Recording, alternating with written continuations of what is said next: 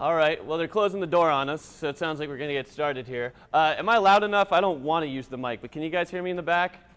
We're all good? Okay, awesome. They got a good conference room, so I can project pretty easily. Hey, thanks for coming, guys. I really appreciate it, and I'm glad I get a chance to talk to you guys about a whole bunch of cool stuff today. Before we get started, I hope everyone's day is going well. I hope robots are going good.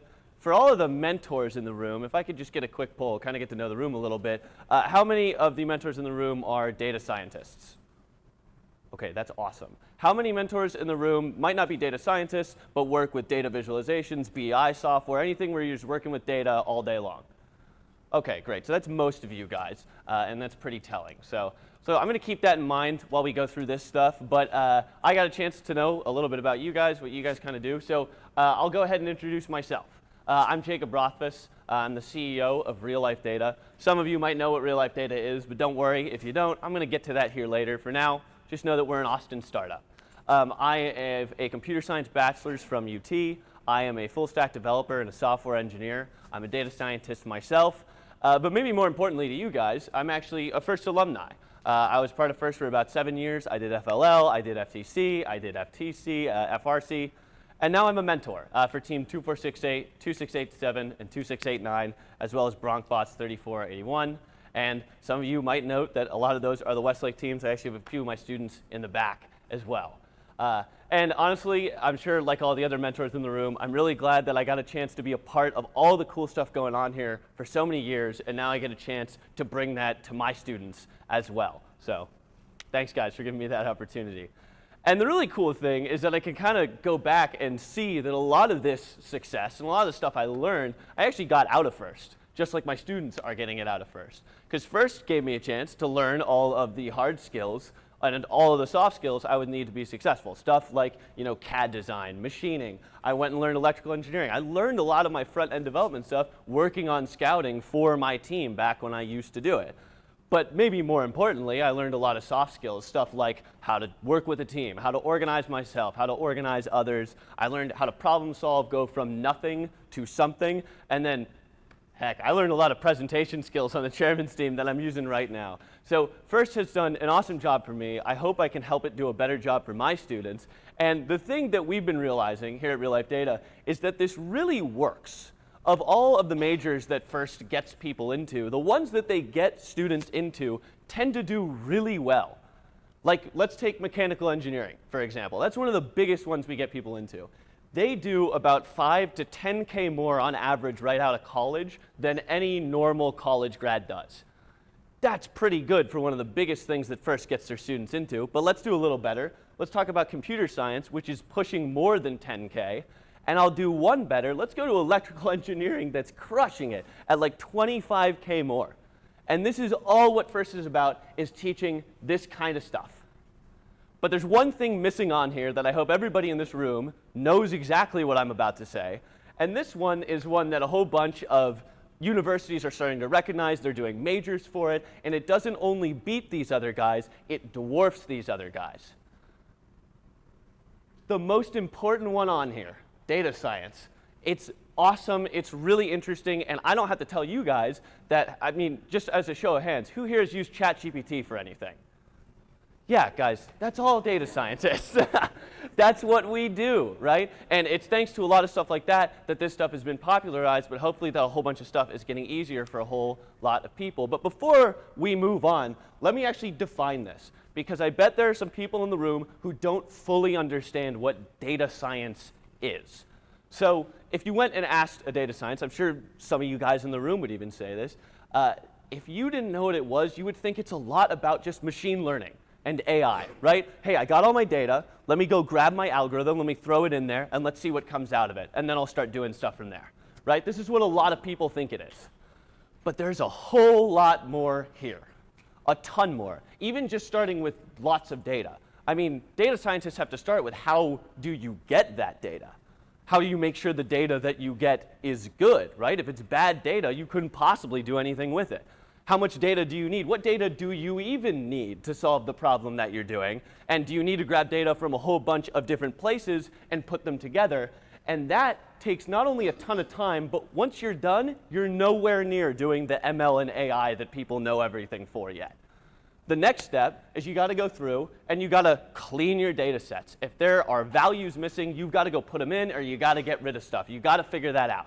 Not to mention, you're going to explore the data. You're going to look for insights. You're going to find interesting stuff about it, because that'll make all this easier. And next, you'll get into doing like aggregation on really important parts of the data set. You'll go into feature engineering, which is where you add new stuff to the data that hopefully helps your algorithm get a better idea of what's going on. And if you guys need an example, if that didn't make sense, imagine you had a data set with mass and volume. You might make density out of that to help your algorithm get a better idea of what's going on.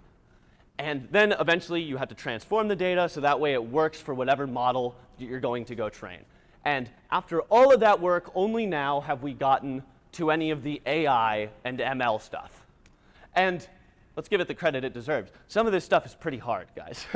These models, these algorithms are impressive, and you have to spend a lot of time choosing what you're going to do, what method you're going to use. And even once you're done, you got to go and tune your hyperparameters to figure out what's going to work best for the algorithm. You got to go cross-validate it to get good accuracy. And then once you're done, now you have something that works. You have to make visualizations for it. You have to find a way to explain it to whatever manager or higher up or person who's going to be making decisions. And we're still not done. We have so much left to do, which includes ongoing performance analysis. This is why ChatGPT doesn't just have ChatGPT 1, but 3, 3.5, 4, 4.5, and I'm sure soon they're going to have a 5. So this isn't something you just go do once. You go 1, 2, 3, 4, and you're done. No, you go back and forth between all of these, and then go back to the beginning and do the whole thing again. And just so we're clear, there's one part of this that's really, really important. And it's this top part here. I know the thing didn't change right. But guys, it's a saying that everyone hears, garbage in is garbage out. If you get bad data, no amount of anything that you do is going to fix it. So really, when we're looking at data science, it should look a little bit more like this. This top part is the top that everyone thinks data science is, running your algorithms, doing your machine learning. I'll call that ML a lot, by the way. I might have missed that. But in reality, all of this is machine learning, and a very large portion of it is not just what people think it is. Now, for those of you who are interested, Cognilytica did a really good white paper on this. So please check it out. I've got the QR code on there. I'll make it a little bigger for you guys. But they break it down way better than I do, and they go through all this stuff, including things like data labeling. So if you guys are interested in data science, this is a pretty cool place to go to learn a bit more about it. I'll give you guys a couple seconds more, and then we'll move on. All right. The slides will be available, so you'll be able to get to this. Don't worry. You can also look up Cognilytica white paper, and you'll get it. So data science is a whole lot more than just this. Data science is all of these other things. You have to be a data analyst. You might have to go design surveys, or you might have to help people design applications that need to collect data as a secondary use. You need to do cloud computing because you're never going to get stuff done if you don't know how it works. Some data scientists go and make new cloud computing solutions just to make their algorithms run faster and to make better databases. And while we're on databases, database engineering is a big one, and you got to put all this together with really good project management. What does this sound a whole lot like? This sounds like scouting, guys. And it's damn right, but let's talk a little bit about what scouting is. Because I'm sure, actually, show of hands, who here has done scouting on their team? OK, everyone in, yeah, right? I figured that's why we're all here. So let's all get on the same base here, and I'll try to go through it a little bit, because we all seem to know what we're talking about. So scouting is how do you go from 6 robots on a field, right? They're playing every single match. You want to get as much data on all of them as you can, so you watch every single robot. How do you go from that to some kind of stat on these robots? And by the way, these are fake stats. So if team 1, 2, 3, 4 is here, I'm sorry. But you know, how many average notes are they going to get in the speaker? You know, how many notes can they get in the speaker in a 10-second period of time? What's the percent of time that they're going to hang? And you use all this stuff to hopefully eventually communicate it to the rest of your team and come up with an actionable plan. Match 35, we're going to have you do an auto that messes these other guys up because we know your auto does not shoot very well, but ours does, so we're going to be over here. We need you to feed because we know you feed well. You're going to play defense over there because we know 118 is on the field and we're going to lose if we don't go play defense on them. And that's the general idea. I'm sure we can all agree. However, getting it done is a lot more complicated. And obviously, I couldn't put everything here, so I just put some big words and arrows to give an idea. But let's kind of compare this back to what the data science stuff was, right? Number one, you have to figure out how to collect the data. And it's got to be good data. So you got to spend time. You got to make a UI that works. You need to make sure your students or the scouters aren't looking at the app instead of the field. You might have to organize the whole team just to make that one thing happen. And that is where you spend a lot of time.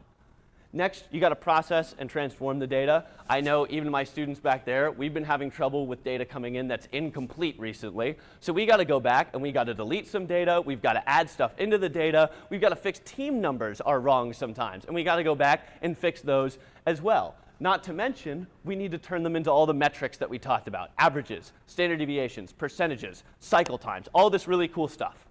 And then finally, I say finally, there's 3 more steps. We've got to go visualize the things that we found and investigate them. Find something interesting about them so that way you can come to the team and then finally you can communicate it to them. You can tell them, this is what I found. This is the kind of stuff that we know is going on. And once you have all of that done, you can go and finally determine what you're actually going to do about it. And if at any one of the points of this you don't do it, you're going to have to go back, do some more stuff, and then come back and do it again. If you don't communicate, the rest of this doesn't matter. If you don't collect good data, the rest of it doesn't matter. And say it with me, garbage in is garbage out. So, going back to it, data science is kind of scouting, guys. So scouting is this great primer for all of this stuff. You get to do all this stuff. I couldn't even put this in. This slide had twice as many words, and I had to take them all out because it was slowing down when it tried to do the animation. There's so much stuff that scouting gets to teach us. A real engineering process. That cycle is something that real engineers do, real problem solvers do, and it's an awesome primer for anyone to learn how to solve problems in the real world. I'm sure we would all agree. There's just one problem. Most teams don't scout. And that really, really sucks because it's an awesome learning opportunity. Like I just said, there is so much there to learn that I use every day. I have friends who went into doing mechanical engineering and come to me because they're like, I have to start programming. What on earth do I do? Or I had a friend come to me and go, I'm a marketing guy, and now I have to start working with data, and I don't even know how a SQL database works. Fascinating stuff. So why don't teams scout?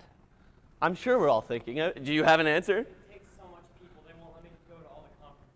Yeah, there you go. What? What do you think? We're thinking like, I'm not going to make it to line selection. I'm not going to be picking anybody, so why bother? Yep. What else? And let's start with that one. Guys, it's freaking hard. We just spent a whole bunch of time going through all the stuff that you have to do in your scouting. And guys, it's difficult. If you have one day, let's say you set up a cloud solution to this, and one day you go in and you're like, someone doesn't have 5G on their phone. Oh my God, that's it. We lost. We're done. We don't get any information. What if you did an offline version of it, but something goes wrong? What is that? Murphy's Law? Something always is going to go wrong? Well, what do you do now? You just lost that data. How are you going to make good predictions? This stuff's difficult. And not to mention, and we touched on this a little bit over here, let's say you aren't going to win. Let's say you aren't the top team. Why do it? There's no recognition you're going to get for being the last place team, but you know the outcome of every FRC match left. Right? There's no competition. You're not competing with people to do it. Sure, you get on the field and you're trying to make the best decisions you can make, but you are not going to get credit for competing for that. And not to mention that you're looking at this huge mountain to climb. It's incredibly difficult, and you're looking down and all you have is sneakers. You don't have any good tools to get you up this mountain. I put a star by there. We're going to get to that. Don't worry. All right? So this stuff's really hard, and you're just not going to get much recognition for doing it. So really, the top teams doing it can make some sense, but God, why do it? So let's talk about the teams that do it for a moment, because I think this is interesting. We did a survey on Chief Delphi. Some of you guys might have been part of this survey, looking at teams that did do scouting. And we got 55 teams in this survey, and here is what we found. 47% of teams made their own system. 53% used something off of GitHub, or they used an available like SaaS thing. You guys probably know some of the stuff that I'm talking about. It's not bad, but they missed out on a lot of that engineering process. And of the ones that made their own system, if we take out the ones that did just pen and paper or just pulled from the Blue Alliance and then used those stats, well, now it goes down to only 33% made their own system. What a lost opportunity to learn all of the cool stuff that I know some of the people in this room have done. I know that you guys have done it. I know that my students in the back have done it. I know RoboChargers have done it. It's an awesome opportunity for these students to learn this, and it's working well for me, and I did it a long time ago. But in case that isn't enough to convince you, let's consider what if this said robots in FRC? And what if this graph instead said that 53% of them used a pre-made robot, they took someone else's CAD, they sent it off to a factory, it got built, programmed, sent back to them already working? What if 14% of them said they only built a drive base? And what if 33%, only 1/3 of all the teams actually built their own robot that did more than just drive on the field? What would be the point of having a FIRST robotics competition? They're not doing anything. They're not learning anything. They're not getting a chance to feel like they did something really cool. So why do we never see this for robots?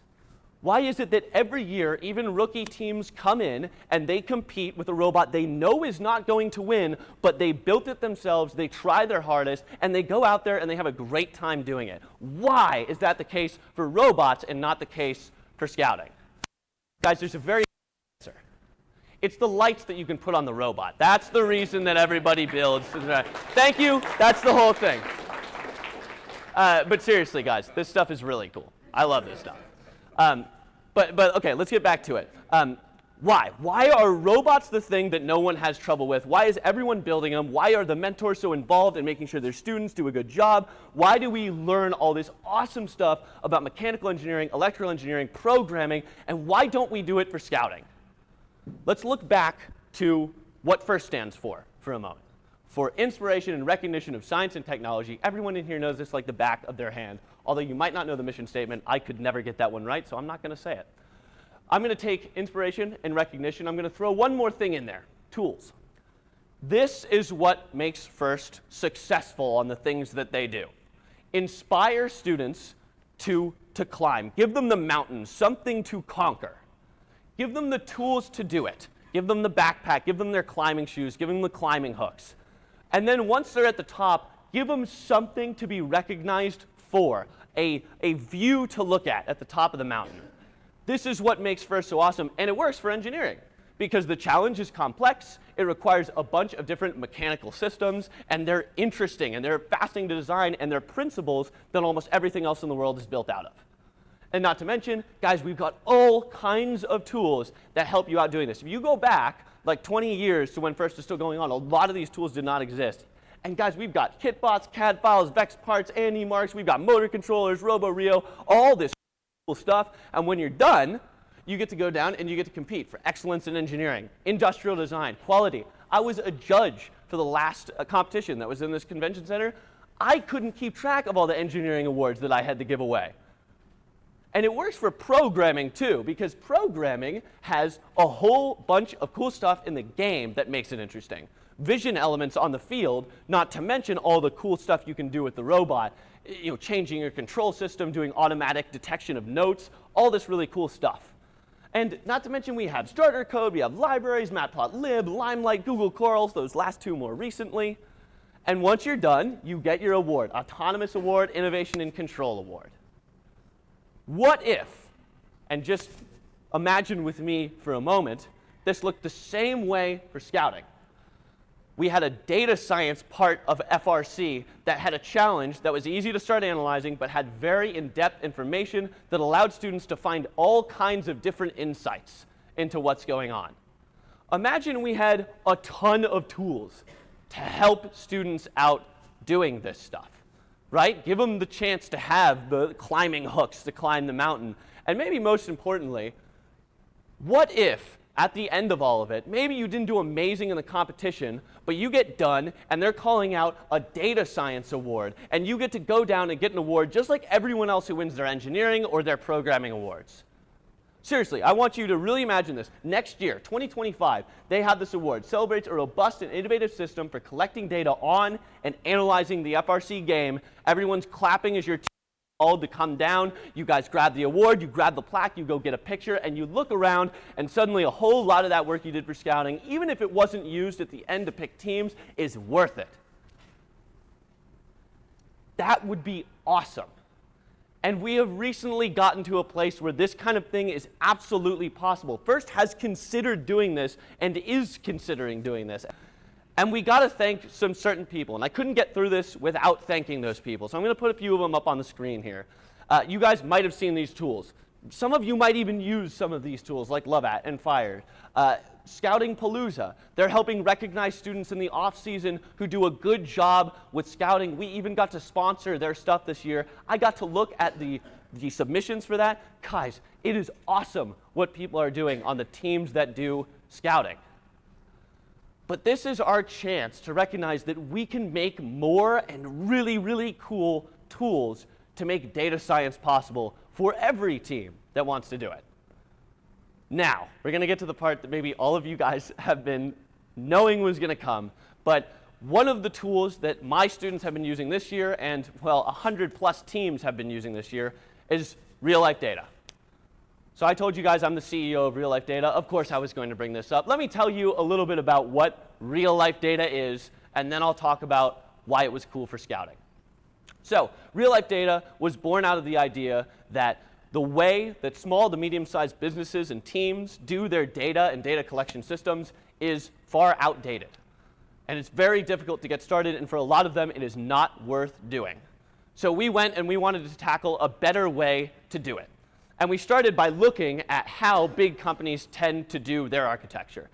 This is a dumbed-down version of what a larger company would do. We obviously could not include everything in here, but the general idea is you have some kind of data source, whether it be an IoT device, on a manufacturing machine, a form someone fills out in the field, or just a spreadsheet. So some kind of data you take in. It goes through all of this stuff in the middle, and then at the end, you end up with those insights we've been talking about, right? Graphs, tables, actionable things that you can do, and it helps you and your company do better and make more money. And there's a ton of stuff in the middle here that it takes an engineer to put together. Even if it's easy to define, you have to spend a lot of time putting those pieces together, and it can be expensive, time-consuming, and just not worth it for a lot of people. So we said that we are going to be that puts that stuff together for you, and we put it all into the real-life data platform. So that's what real-life data does. But I'm not here to sell you guys on real-life data. I want to talk about what my students were able to do this year and what I think every team should strive to do and teach their students. And I'm going to do it by showing you through the tools that my students got to use. So let's start with day one. We just all saw the game. It's the first hour, right? We're all very excited. We've got some new stuff to go into, and my students got a chance to start using this tool to work on this stuff. And in case you guys are curious, this is the part of the website that allows you to design an application for collecting data. And it's got a whole bunch of drag and drop tools, a whole bunch of logic. You've got previews, data sources. Some people in this room know all about this, right? And day one, this is what I call the blank page problem. They got to look at this, and that's it. You heard the game. Come up with something. That's a hard problem to do. And they spent a lot of time. We went over a whole lot. That data collecting part of data science is incredibly important, so we spent a long time on it. And in a week, they had something working, and before the first competition, this is what it looked like. A lot of cool stuff going on here, right? They got to make an interactive application, so when you click on buttons, it tells you what buttons you clicked. It shows you cycle times as you do them in the application. Split up the game into different portions as to never overwhelm the user. They made sure there was enough stuff on there to get the information they needed, but not too much that the students couldn't pay attention to what was going on the field. Now, this didn't work the first time, right, guys? Did this work the first time? No. They went and they built it, and then they put it on their phone. They gave it to some of the scouters. They went and watched a match with it, or at least what was going on in our shop, and then they went, that wasn't very good. Let's go back and redo it. And then they came back and did it again. And you keep going back and doing this. So the tool needs to be able to help students do that, because that's an incredibly important part of the process. So we've gotten through collecting data. The next section is, well, now you process that data. So we have a bunch of tools for cleaning data and all that stuff, but I'm not going to go over those. I'm going to talk about this. This is our calculation section of our RLD, where students are able to go in and create new features for the data set. They're able to calculate things like the total number of points scored in a match. You can even get into doing data aggregation, and then you can get to what's the average number of points that a team scored, what's their average cycle time. If you want, you can go make big mathematical models that will give you a list of teams and how good they are, building you a pick list before you ever even sit down to make one. And this works in conjunction with this. You have to go and do your data collection. Then you have to go pre-process, recognize that you're missing information you need, and then go back and add it and come back and fix it. And you go back and forth between these two things until you finally have something that allows you to go to the next step. And then next step was visualization, right? So we go through, we visualize our data, we come up with insights. This one's pretty simple, right? Total points over time. And we put that back into the cycle. So, OK, now we have to go through all three of these. If you're missing something here, you go back, you come back forward, you do all this cool stuff.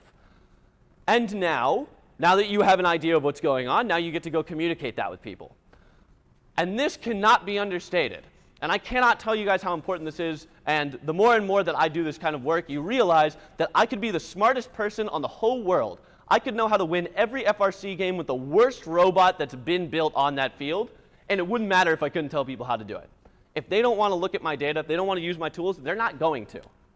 So this is an incredibly important part, is to come up with stuff like this that helps you understand and communicate your understanding to the rest of your team. And again, if it doesn't work, you have to go back, you have to change all the other stuff, and you need to have a system that allows you to do that and gives you the chance to do it without breaking the whole thing. And finally, once you're done with all that, only now can you go and do actionable insights. This is something my students got to make.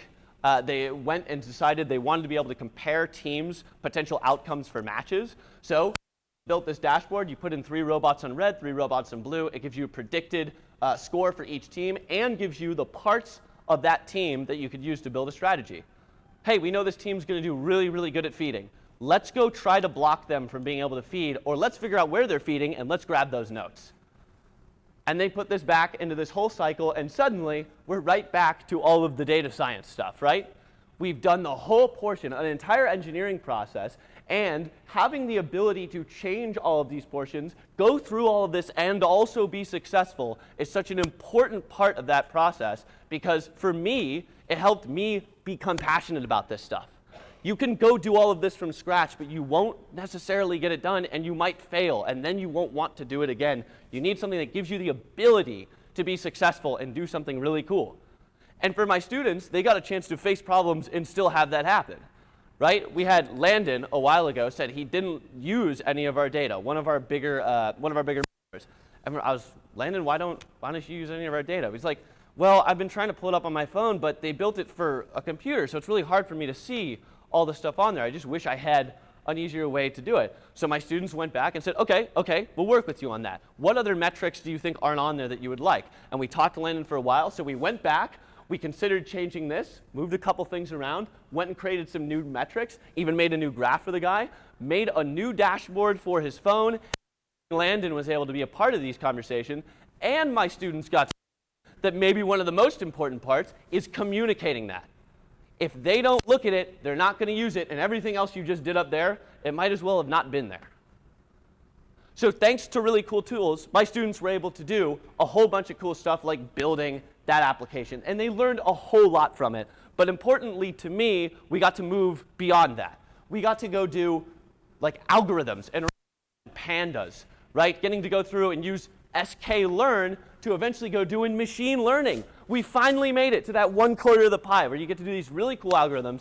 And I actually have both of my students in the back who did these things. We're working on really cool graphing problems. We went and ran neural networks on the machine learning stuff. We ran K's nearest neighbors. We tried a bunch of other models. We went back and tuned the hyperparameters and even did cross-validation to figure out its accuracy. And the coolest part about all this is I wasn't even involved with the last 2 parts.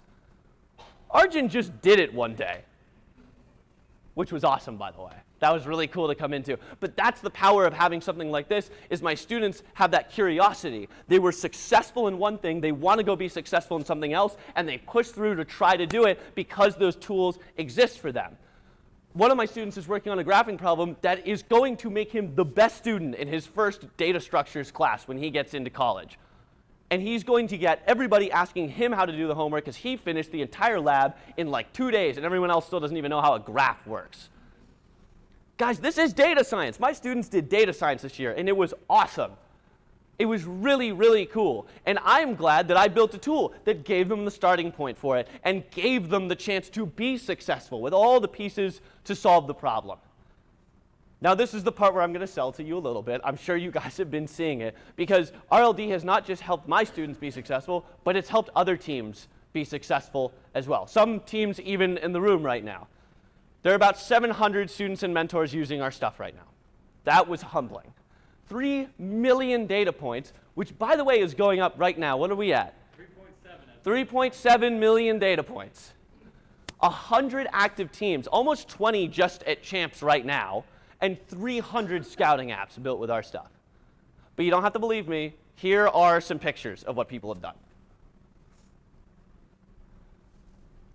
Thanks to everybody on our Discord who sent these in. I should mention, these are only the ones from the people who were on our Discord, heard us ask, then decided to give us permission, and then also sent us screenshots. There are hundreds of more teams that are doing this, that have apps that look just as awesome as this stuff you see up here. Okay, so we're running out of time. I want a little bit of time for questions, so I'll go fast to the end of this, but I want to leave you guys with these 4 points. 1, sure, we can all agree. Scouting is data science. If I haven't convinced you yet, go back through the slides. We'll have them on Chief Delphi. We'll even post the presentation. But maybe more importantly, is FIRST has an awesome opportunity to make scouting more interesting and to give students a reason to do it. So that FIRST can be part of getting students into these new data science programs. And one of the ways that they could do that is by making a scouting award to get a better culture, to be able to solve some of the issues we see where people go and look at you and say that, oh, you're on scouting? It seems unfair to me with all the awesome work that we put in. And if we had the tools to do it, maybe we could do stuff that's so cool that we wouldn't only get to learn a whole lot and get to college and be ahead of everyone, but students would also be able to look at other people on our team and show them the really, really awesome stuff that they've done. This is what FIRST can do. This is the awesome opportunity that we have. And it's not just going to be me going to FIRST saying, hi, yeah, Dean, yeah, I would love to have this. Can we do that? Sounds great. No, it's going to be all you guys in the room who are out there pushing for it as well, telling FIRST, we want this too. I want you guys to win. I hope my students get to win an award like this one day. So thank you guys so much for showing up. I hope I've at least convinced you a little bit, and I hope you guys will go out and learn a little bit more about data science. Any questions you have, thank you guys so much.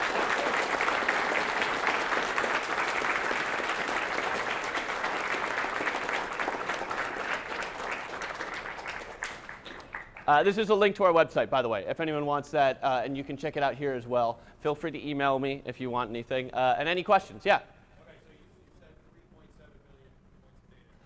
If you're on that real-life data network, you get access to all the data? No. Real-life data is just meant to allow you to create a data system. The idea is all of them can stay separate. Yeah. What's up?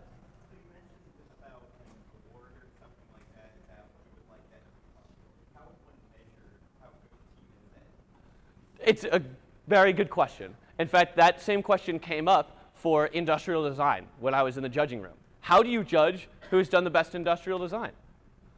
It's tough. You could look at the robot, but I mean, is one technique really better than another technique inherently? Right? No, there's not. And you could go and just give it to the team who scores the best, but did they do the best industrial design? Well, no. Maybe they just made more practical stuff. So the same kind of goes with data science, right? It's a thing, but you get people who understand it a little bit, and they can come in and look and be like, that was a really cool way to solve that problem, and that becomes the metric you use to do it. So.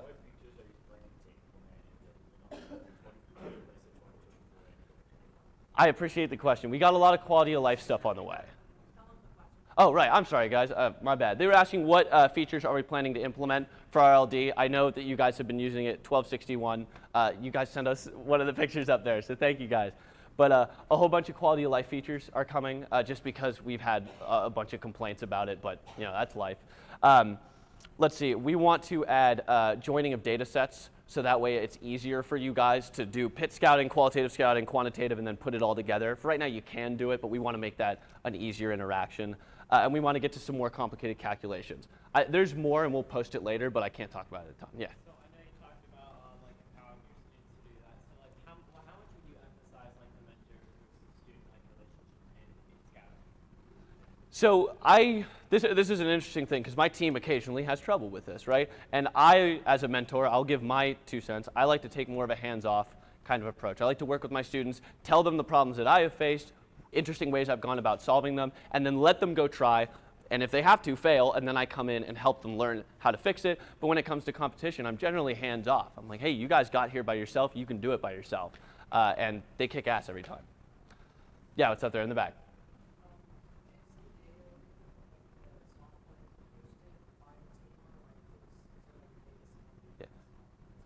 Good question. So he's asking, is RLD or the use of the software hosted by your team, or is it somewhere else? It's a cloud solution. So you guys don't have to set up all of that cloud stuff yourself. We have a whole lot of it, but you do get tools to interact with the database and learn about all that stuff regardless. Okay, what's up?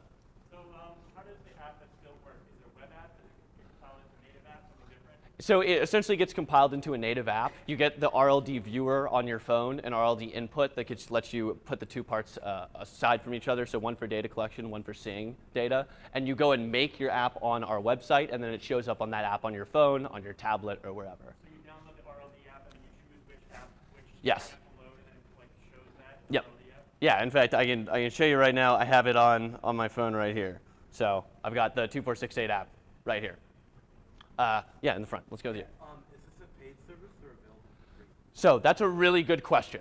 We have offered this completely for free because we were in beta, and we want to continue to offer it for free to all you guys because, like I said, I'm glad I got a chance to learn this stuff. I want students forever to be able to learn this stuff.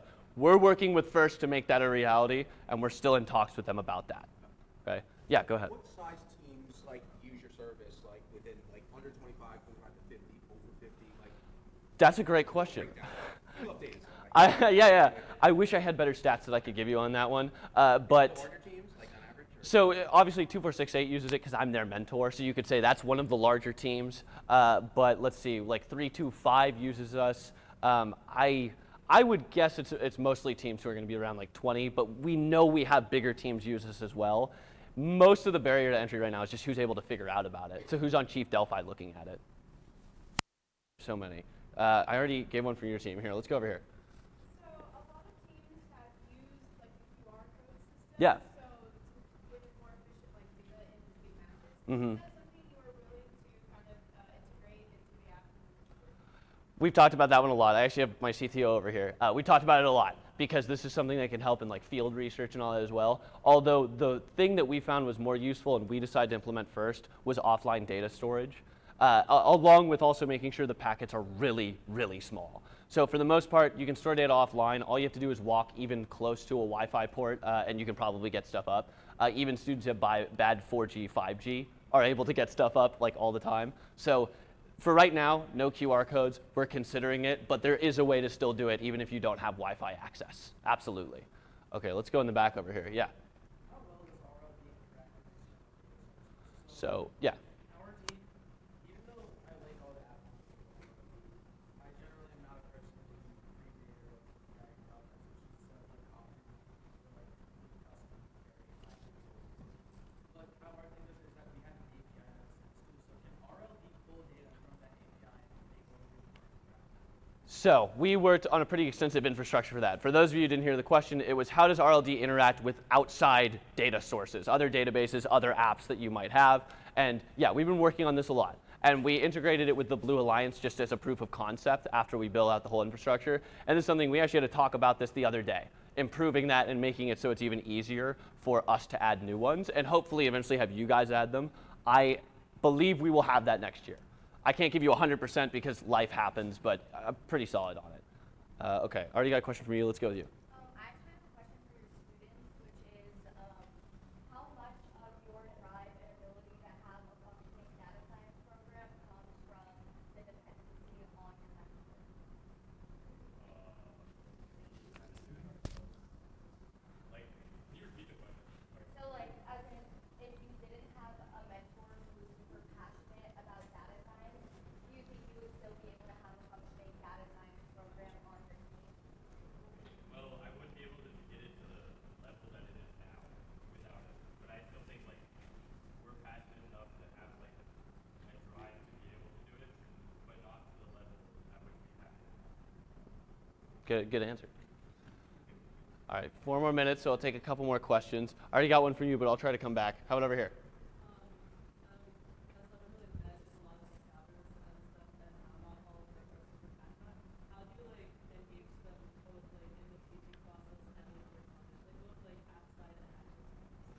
Yeah, so obviously I think the one people struggle with a lot is getting people to do it when you're at competition, right? People who weren't part of the scouting process, how do you get them to enjoy it? And the number one thing that I've noticed, and I'm working on this with my team, but I've noticed it in other parts of my life, is you need them to be able to see what they've done. So if you can show them that, like, hey guys, here are the stats we got today. You know, our team is kicking butt. Sure, we're in like 26th place, who cares? Look at our stats, we're awesome, and we only know that because of you guys. So kind of giving them a chance to see that is definitely important. As far as getting your students engaged when you're doing development, all that stuff, I'll tell you what, I don't have all the answers to this. I've only been really mentoring for about 3 years. I bet there are people in this room that will give you better answers. So I encourage you to talk to them, but my suggestion to you is be interested yourself. And if you are interested and you show that off, then when you go to talk about a problem, you'll go over all the interesting parts of it, and hopefully they'll pay attention to that. They'll catch that, right? Okay, let's go. So the most obvious one is we're making posts on Chief Delphi and stuff like that about it. So that's one of the things I would suggest you guys post on Chief Delphi about it, interact with posts about it. As far as getting it to first, talk to the people around you, talk to volunteers, talk to your team, get your head coach and your head mentors. God, I know every head coach I talk to knows everybody. So I'm sure if you talk to them and tell them you're passionate about it, they can find a way to get it somewhere. I wish I had a better answer. Because those are the people who go back to first and tell them PDPs, senior mentors. And this is Riley, by the way. She works with us as well. She does a lot of our marketing. Okay, you've had your hand up over here for a bit. What's up? If I want a career in data science, what should my undergraduate be? So there are some universities doing data science graduates now. In fact, most of them right now just have it as a master's program because it's built on top of computer science. So my suggestion, find places where you can do data science as a major. If you can't, go for ones that have computer science and have a master's for data science. Okay? Okay, she had not kicking me out yet, so let's go to the blue behind here. What was that? So the application itself does not have coding on it, but my students got to go do Python and Pandas afterwards once they had a lot of the data, so you still get a chance to flex all of those muscles. Yeah. All right, let's go to it. So on the topic of externally sharing data between an app and other programs, so there is, I'm not sure if you've heard of it, so one other team who makes an app called the Purple Warehouse. Yes. So you've heard of the Purple Standard? Yes, yes we have. So is that something that you guys have been talking about? So us at Scout Radios, we're thinking about Yeah. in the off season integrating with that so we can communicate with other apps. Is that something that you're thinking about? Yeah.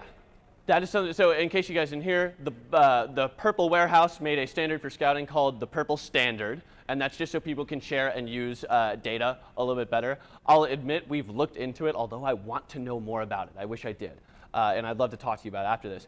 But yeah, we've talked about it a bunch, and we realized that with our system, a lot more of it is actually up to what you create. If you decide not to follow the standard, you can absolutely do it, right? This stuff is meant for enterprise level use. I'm just beta testing it with a whole bunch of FRC teams.